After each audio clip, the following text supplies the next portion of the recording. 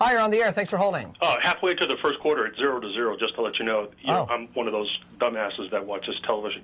Hey, we never said that. No, of course not. I mean, Chomsky didn't call you a dumbass. You imply it. And I've been watching your show for a number of months now. I admire the fact that you've got an opinion, and you're willing to get on that show and issue that and talk about that opinion. That's fine. I have no problem with that at all. So recently, I think it was the 30th year of Roe v. Wade, and the discussion I recall when seeing one of these mass media television shows, as you like to point out, and by the way, I share your opinion in the sense that you've got to be smart enough to figure out where the real information is coming from. And a lot of times it comes from the guests on those shows. And I watch all of them. I mean, I watch most of the cable shows, CNN, MSNBC, and Fox. And Fox is a very good, whether you admit it or not, the fact is they have more people on that show that represent the left than the other shows have that represent the right. Well, I would argue that. But well, that's fine. You can argue it, but that's a fact. Now, having said that, let me just say this. The principles that I believe are based on a morality code that have at its basis a religious philosophy. And now what you're saying to me is that that's inconsistent with what you're saying. Well, no, wait a minute. No, that's exactly what you've been saying. Wait a minute. No, don't put words in my mouth. On the back of your car, you drive an Explorer. On the back, you've got a little a sticker and a little Darwin logo. Yeah. You know as well as I do, evolution is a philosophy. It is not It is an established biological fact. No, that's not the case at all. Are you a biologist, sir? No, I'm not a biologist. But are you an expert to make that statement? No, of course not. I'm not. But yeah, but you said yourself, wait a minute. I am smart enough and capable enough to look at the facts and determine whether they do lead me to one conclusion or they do lead me to another. Here's another example. So you are saying that you are smarter than experts in biology. No, you are smarter than people who have PhDs in the field.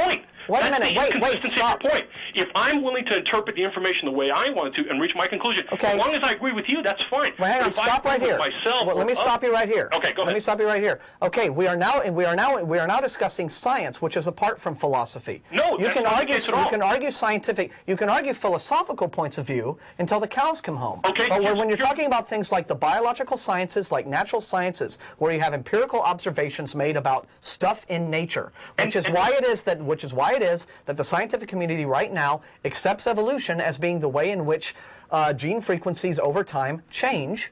Okay, this is biological fact. That's not a philosophical issue. That is a philosophical issue. How is it philosophical? Wait a minute. How is it philosophical? Because there is no conclusion that you can't draw the line directly, and that's why. How do you know what scientists can't draw? How can you not draw? How can they not draw the conclusions from the observed facts in nature? You're making my point for me. No, answer the question. How are they? I'm going to cut you off if you don't stop interrupting. Of course. Okay. Of course. Wait a minute. All I'm trying to get you to do is answer my question. How can you not draw? No, you're not trying to answer the question I'm asking you. Yes, I'll answer. How can you not draw the conclusion from the observation? How is it that biologists are not able to make observations in nature about the gene frequencies changing over time and reach the conclusions that they've reached just because they don't agree with your religious philosophy? No, how is it that they are not able to reach those conclusions? Because it is drawn very simply, and as you well as I do, there is no conclusion. I mean, there is still a missing link. There is still a gap that exists between one to the other. Now, having said that, we're really smart people. We should be able to find all this stuff, but the fact is that it doesn't exist. Now, having said that, wait a minute, what doesn't exist? What doesn't exist? The linkage from ape to man doesn't exist. We've never been able to determine it. Now, you've been able to piece together certain pieces of it, but it still takes a matter, and this is where the evolutionary philosophy, you have to take on faith that from one to the other, that evolution is actually a biological principle. And did you arrive at that conclusion from talking to biologists? But see, that's where you and I agree. Wait a minute, what? That's where you and I agree. It takes faith to believe that evolution exists. What I'm saying is it takes faith to believe what I believe. There's no difference there. Hang on. There's no really difference there. Just one question. Okay, it doesn't take faith. Okay, for me to observe. Okay, that. Disease bacteria develop resistance to antibiotics. Sure. Okay, that's evolution. Sure. That doesn't take faith when you can observe it happening. Sure. Okay, it doesn't take faith to observe the fossil record. It doesn't take faith to observe the genetic drift. Sure, okay, absolutely. I understand that. I understand. Okay, so there's no faith position. Fine. No, but see, this is another example. Having watched your show over a period of months. Again, I want to go back to my original premise. I don't object to what you're saying. I don't object to the way you think, and I don't object to your conclusions. I understand that. What I object to is your inconsistency in the way you apply that logic. Now, having said all that... Okay, give me an example of how we are Let me go back and say this again. Well, how are we inconsistent? I'd like an example so that I can address it. You can't draw from a one-celled animal all the way to your existence, you sitting there. There is no direct chain that can be drawn through the biological evolution. Well, there are gaps in it, and because there are gaps in it, your faith in the science of biology allows you to make that conclusion. Okay, there may be some gaps, right? But overall, the picture is, I think any biologist will tell you, and I strongly suggest we've got a really big university in this town. Why not call somebody up in the department? Sure, and ask them. Well, they will probably say, on balance, okay, hey, look, if you have a 100-piece jigsaw puzzle, okay, and you are missing, say, 10 pieces, okay, but for the most part, it looks like you've got a picture of the Eiffel Tower, okay.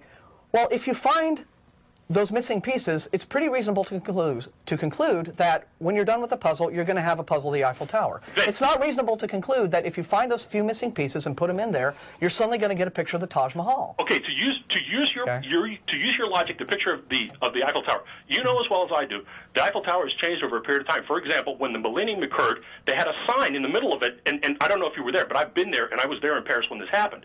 They put a big sign that counted down the time of the millennium. If those 10 pieces that were missing from the middle of the puzzle were of that particular bandit that they set up, you would have an inconclusive picture of the Eiffel Tower when that picture was taken. Okay, I'm not sure how.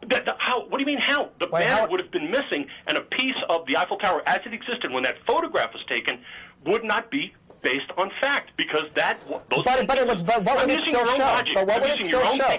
It would still show that there was an Eiffel Tower there, wouldn't it? All the time. It would still show that there was an Eiffel Tower there, wouldn't it? There was a piece missing from it, just the way the evolutionary chain. But overall, the big picture still shows an Eiffel Tower, does it not? And I'm not suggesting, but my religious belief allows me to believe that evolution is consistent with my religious faith. It is consistent with my faith. Okay, well, look, if you are someone who believes that evolution happens and believes there's a God, okay, that's fine. I mean, you're entitled to do that. We don't happen to believe in a God, but it's not because we trust the scientific results of evolution that is the only reason we don't believe in God. But anyway, Karen has been itching for something to say. Okay. It's your turn. Okay. But I mean, the point is that I agree. Sometimes some atheists get on a big tangent and they make it sound like, due to the scientific facts that we've come up with, we assume that we know the answer. We know what the answer is. We know that evolution was there. We know that the Big Bang happened. We know all this stuff. And creationists get all hot about it because there are these missing pieces. The thing is, we don't say that we know it. We say we have these pieces of evidence. They point to this conclusion. We don't. We know that there are missing pieces of evidence, but we don't take those missing pieces of evidence and put our faith in God because we don't have the answer yet. We say we don't have the answer yet. I don't know all the answers. You're right. We are smart people. We do have a lot of people working on it, trying to learn the answers.